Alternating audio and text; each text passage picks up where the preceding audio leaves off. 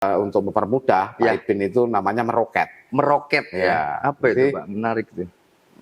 Maju ekonomi rakyatnya, Betul. terus ekonominya masyarakatnya itu kreatif dan lingkungannya terjaga. Wah, Nah, iya iya iya Jadi, iya. nggih banyak ya peningkatan Apa itu, ekonomi, tapi karena Pak Bupati itu yaitu ekonomi kreatif itu, jadi itu nanti breakdown-nya ke UMKM. UMKM Nah, dan wisata mungkin ya jadinya. jadi kita itu fokus sekali terhadap pemberdayaan UMKM yang ada di Trenggalek. Setiap desa itu kita berharap ada namanya desa adat.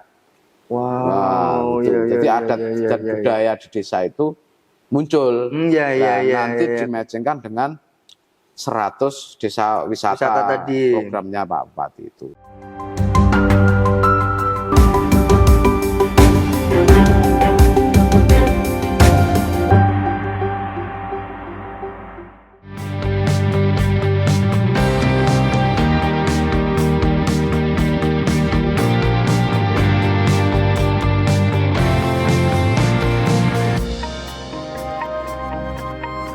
Assalamualaikum warahmatullahi wabarakatuh. Salam sejahtera bagi kita semua. Salam Om Swastiastu, Namo Buddhaya, salam kebajikan.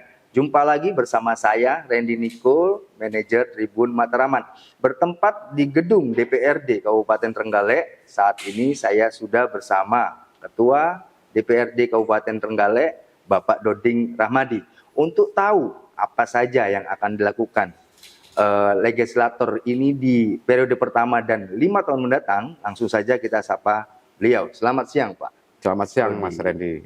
Mbak, gimana kabarnya, Pak? Alhamdulillah baik, Mas Randy. Pak, mungkin langsung saja kita apa sih fokus DPRD Kabupaten Trenggalek di tahun pertama?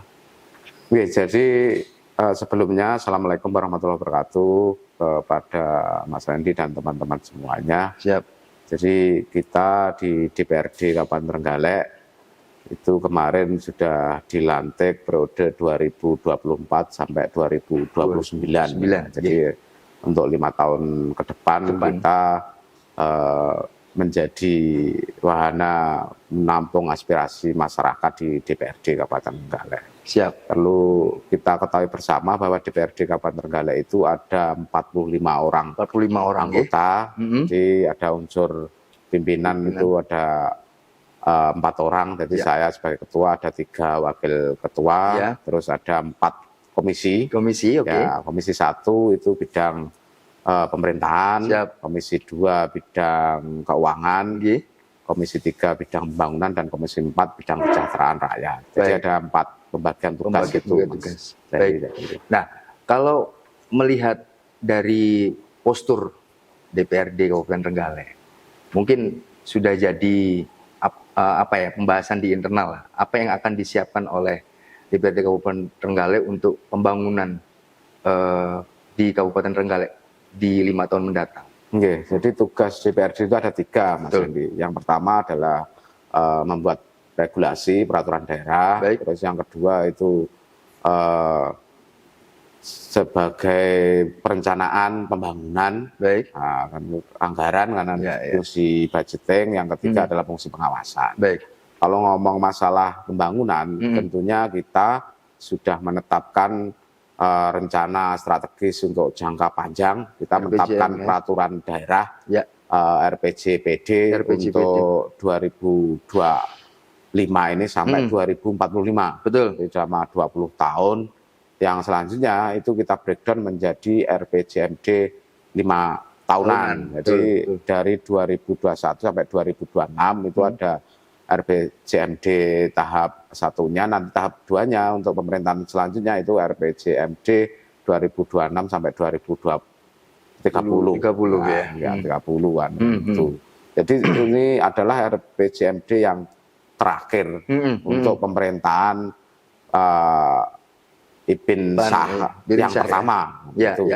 Nanti di pemerintahan Ipin Shah yang kedua itu periodenya RPJMD 2025 sampai 2030. Untuk pemerintahan Ipin Shah yang terakhir, kita punya rencana strategis kan, itu untuk pembangunan, untuk mengawali RPJPD kita PD. kan itu. Jadi Pak Ipin itu menetapkan RPJPD kita itu adalah net zero karbon yang pertama, yang kedua itu pendapatan yang tinggi, masyarakat yang tinggi, dan kolaborasi pemerintah dan masyarakat. Jadi rencana pembangunan kita 20 tahun ke depan kan seperti itu. Nah, untuk rencana 5 tahun atau ini yang 5 tahun RPJMD yang terakhir, Pak Bupati Mas Ipin, pemerintah Mas Ipin itu menetapkan namanya kalau untuk mempermudah Pak Ipin itu namanya meroket. Meroket ya. Apa itu Pak? Menarik itu. Maju ekonomi rakyatnya, terus ekonominya masyarakatnya itu kreatif dan lingkungannya terjaga. Wow. Iya. Fokus kita bangunan yaitu untuk meningkatkan pendapatan masyarakat. Contoh kita menurunkan pengangguran.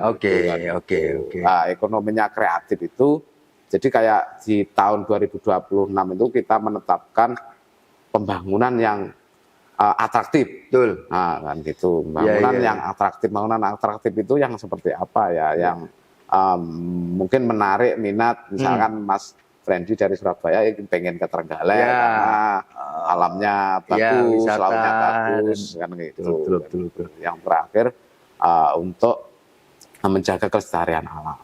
Jadi itu selalu kita gaungkan tentang kelestarian alam karena ya kita Trenggalek itu wilayahnya pegunungan, jadi sangat rentan dengan bencana.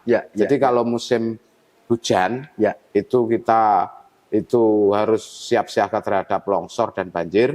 Kalau musim kemarau kita harus siap siaga terhadap kekeringan. Gitu ya. Iya, jadi setiap musim kita harus selalu siap gitu Pak. Makanya Pak Bupati menetapkan untuk menjaga lingkungan agar kita bisa terhindar itu. Jadi itu pembangunannya. Kalau tadi menurut Pak Rahmat, Pak Doding tadi kan bahwa saya membacanya bahwa kolaborasi antara legislasi dan DPRD sudah klop ya Pak ya, dan akan dilaksanakan ke depan. Nah mungkin kalau kita bedah sedikit Pak, yang kalau untuk pembangunan saja, apa-apa yang akan dibahas atau diwujudkan dalam bentuk legislasi. Mungkin ada pembicaraan dengan Mas Ipin, nanti mungkin saya akan bangun zero net misalnya. Apakah itu sudah dalam bentuk pembahasan aturannya atau sudah sampai ke anggaran atau kayak gimana? Jadi kalau kita itu kan produknya DPRD itu kan selalu peraturan daerah. Betul. Jadi walaupun keuangan itu namanya ya peraturan daerah. Betul. Nah, setiap kita menetapkan peraturan daerah itu kita selalu bekerja sama, nggak bisa kita berjalan sendiri. Didiskusikan berdua ya Pak. Jadi pemerintah itu merencanakan, nah, nanti yang menggodok adalah DPRD, setelah itu kita putuskan bersama. Betul. Jadi kita selalu harus berjalan seimbang dengan pemerintah daerah. Kalau urusan pembangunan, jadi kayak seperti ini kita lagi membahas perencanaan pembangunan. Kemarin Pak Bupati punya konsep dalam hal merencanakan pembangunan itu ada 2 hal. Yang pertama musrenakren. Jadi itu usulan dari para ibu-ibu dan para penyandang disabilitas. Itu namanya musrenakren konsepnya Bupati. Terus yang kedua itu musyawarah perencanaan pembangunan di desa dan kecamatan. Itu berdasarkan pemangku kepentingan di bawah. Jadi usulan dari kepala desa, usulan dari perangkat desa, dari BPD dan sebagainya. Terus yang ketiga ini itu Pak Bupati juga mengeluarkan Festival Galaksi namanya. Festival Galaksi ya Pak ya? Iya, itu untuk perencanaan dan aksi dari masyarakat langsung. Nah gitu, jadi keren ya. Konsep-konsep itu kan kita hanya mengamini, gitu. Jadi kita DPRD itu selalu mensupport konsep-konsepnya Pak Bupati itu. Alhamdulillah. Kan, gitu. Jadi kita ya harus berjalan beriringan dalam hal merencanakan konsep pembangunan. Jadi dari musrenakren itu nanti kita dibuat skala prioritas dari Pak Bupati. Skala prioritasnya itu usulannya masyarakat itu apa, dari Musrenbang, dari pemangku kepentingan di bawah itu juga usulannya apa, terus dari Festival Galaksi ini nanti usulannya apa. Itu karena kita berkomitmen terhadap pemerintahan daerah, jadi kita juga itu kita sudah sepakat, sudah dengan satu Pak visi Bupati, nih ya antara visi, kan DPRD gitu. dengan pemerintah daerah kalau di Trenggalek ya. Itu masalah Baik. pembangunan. Kalau mengenai peningkatan ekonomi, mungkin kan Pak Doding juga tadi kan musrenbang, terus menyerap aspirasi juga. Nah mungkin dari situ usulan-usulan apa yang akan disampaikan di pemerintah daerah ke depan? Banyak ya peningkatan Apa ekonomi, tapi karena Pak Bupati itu yaitu ekonomi kreatif, itu, jadi itu nanti breakdownnya ke UMKM dan wisata mungkin ya. Jadi kita itu fokus sekali terhadap pemberdayaan UMKM yang ada di Trenggalek. Contoh itu kita fokus untuk memberikan NIB untuk perizinan kepada UMKM yang kecil-kecil sampai terkecil-kecilnya, misalkan pedagang cilok, pedagang apa, sampai terkecil itu kita beri kemudahan untuk mendapatkan izin usaha kan itu. Gunanya apa? Agar untuk mengakses perbankan dan sebagainya itu mudah. Jadi di bawah kepemimpinan Pak Ibin ini untuk perizinan berusaha itu digalakkan banget. Terus yang kedua setelah perizinan, jadi kita ada pemberdayaan terhadap UMKM itu. Jadi pemberdayaan itu ya banyak sekali. Jadi ada program-program apa itu banyak sekali program Bupati, tapi intinya adalah pemberdayaan untuk UMKM. Iya. Pak, kalau kita bicara Trenggalek, saya juga sudah semalam juga di Trenggalek. Kalau melihat kontur geografisnya itu kan gunung dan pantai. Melihat potensi wisatanya itu gede banget. Nah mungkin ada masukan nggak dari Pak Doding atau dari DPRD Trenggalek untuk meningkatkan bisa dikelola dengan baik ini, apa sih Pak yang harus dilakukan oleh pemerintah daerah? Berarti kita itu banyak sekali potensi wisata. Nah, pemerintahnya Pak Ibin itu menetapkan untuk peningkatan wisata itu ke desa wisata. Jadi dengan program 100 desa wisata. Nah, ini harapan kita pemerintah itu dalam mengelola desa wisata itu butuh kesinambungan. Contoh kesinambungan itu apa? Kita tidak hanya membuat suatu desa wisata yang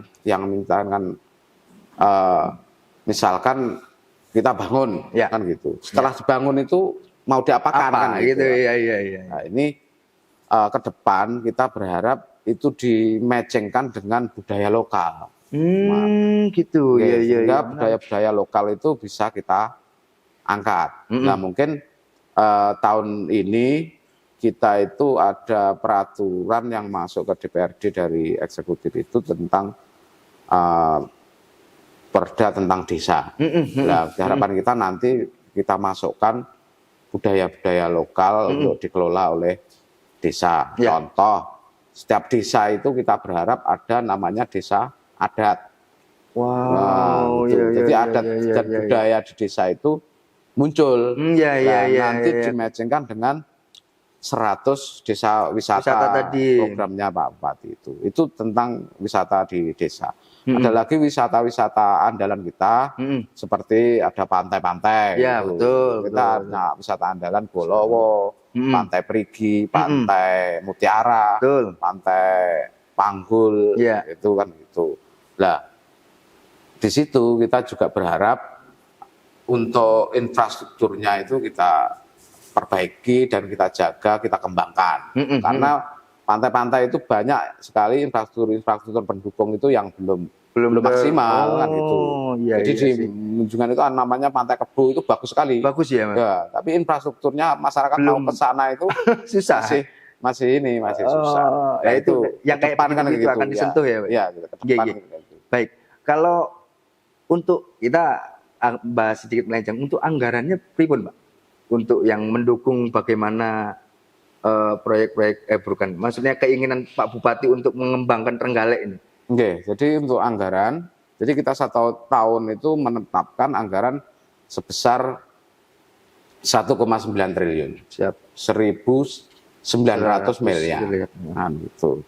Nah, itu anggaran-anggaran itu kita breakdown ke bawah sesuai dengan aturan main, sesuai dengan prioritas dan sebagainya. Jadi, tapi kalau di Trenggalek ini karena belanja pegawainya itu masih besar ya. Jadi kita itu juga menetapkan 2024-2025 itu untuk menuntaskan honorer.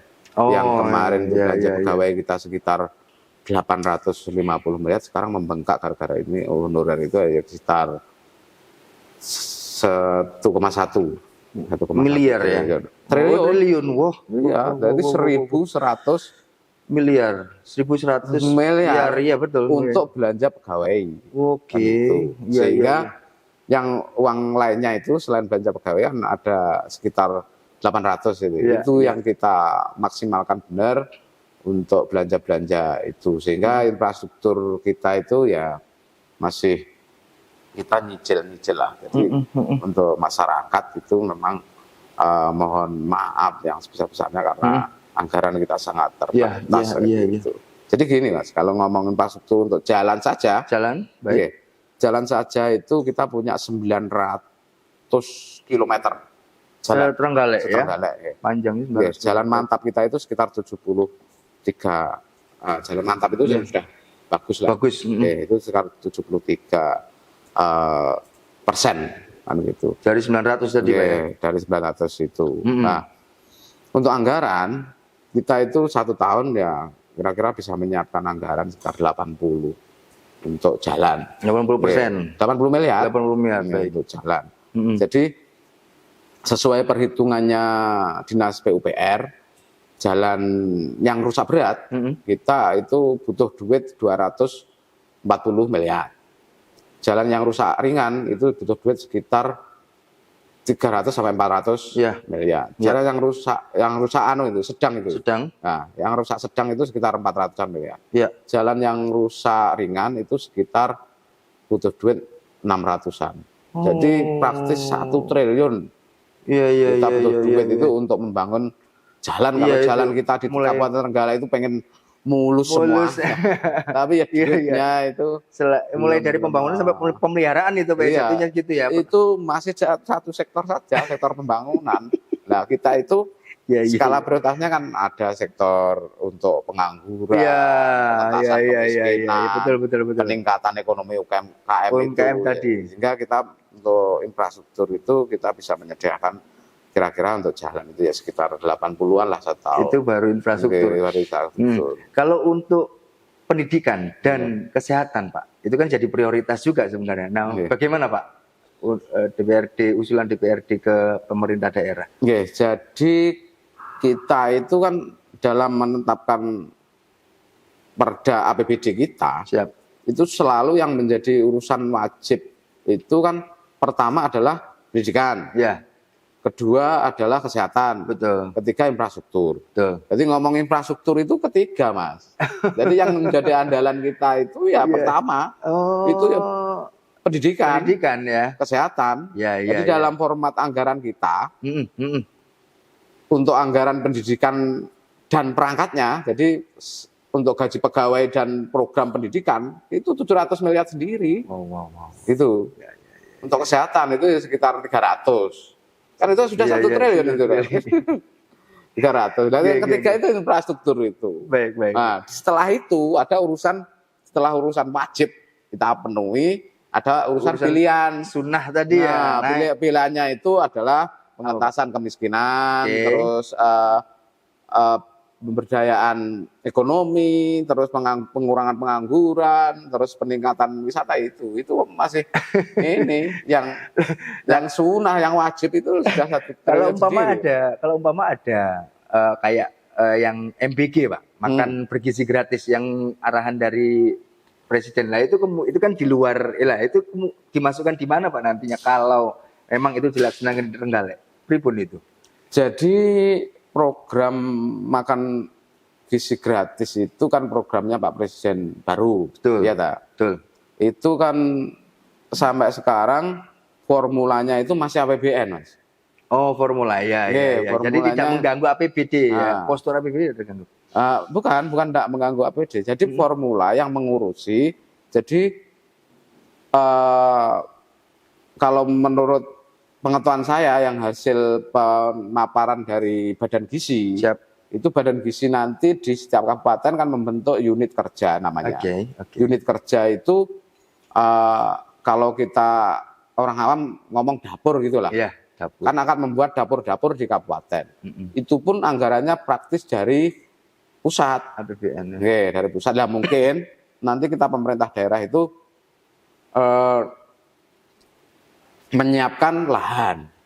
Karena mungkin kalau pusat untuk membeli lahan mungkin ya terlalu kalau bisa kita lahan-lahan pemerintah itu banyak. Ya, gitu. ya, Nanti fasilitasi kita itu yaitu untuk menyiapkan lahan itu. Tapi untuk prosesnya perjalannya makan siang gratis atau makan gizi gratis itu nanti yang melaksanakan ya pusat. Iya. Nah, kemarin Pak Prabowo itu sudah menginstruksikan lewat peraturan Presiden itu nomor 1 tahun 2025 itu untuk efisiensi anggaran karena untuk anggarannya makan gizi gratis itu betul banyak. Nah, sekarang yang di pusat itu ada anggaran 71 triliun. Wow. Gitu. Lah, mau ditambah 100 triliun katanya kan. Karena tidak ada anggaran, akhirnya semua kementerian termasuk pemerintah daerah, kota dan kabupaten itu harus menghemat. Terimbas ya. Mau tidak mau itu ya, Pak. Ya. Karena kita baik. Ada namanya dana alokasi umum, transfer dari pusat. Siap. Sama dana alokasi khusus. Itu ditransfer dari pusat. Ya. Nah, kalau kita suruh menghemat berarti dana transfer alokasi umum dan dana transfer alokasi khusus nanti pasti terdampak dikurangi. Iya. Bu Menteri Keuangan itu sudah membuat edaran tentang berapa pokok anggaran yang akan ditransfer ke daerah. Nah, itu kita yang tahu alokasi umum kita. Iya. Itu kemarin itu dari pusat itu sekitar 929 miliar. Oke. Nah, itu dipotong, dikurangi. Separuh lagi itu, Pak ya? Enggak. Nggak sampai ya? Akhirnya 900 berapa? Jadi ada sekitar 29 miliar yang dikurangi dari dana alokasi umum. Iya. Belum yang dana alokasi khusus, terus dana transfer lainnya kan ya, gitu. Hal-hal begini sudah dikomunikasikan dengan Bupati terpilih, Pak?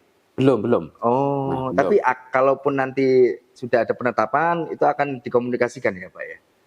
Iya kan harus komunikasi dengan DPRD. Jadi walaupun di pusat, ini kementerian-kementerian itu kan buat perencanaan. Setelah dipotong berapa, merencanakan, nanti dikonsultasikan dengan DPR RI. Sama di kabupaten ini untuk teman-teman di eksekutif, OPD dan sebagainya, kita suruh untuk menyingkronisasi dulu.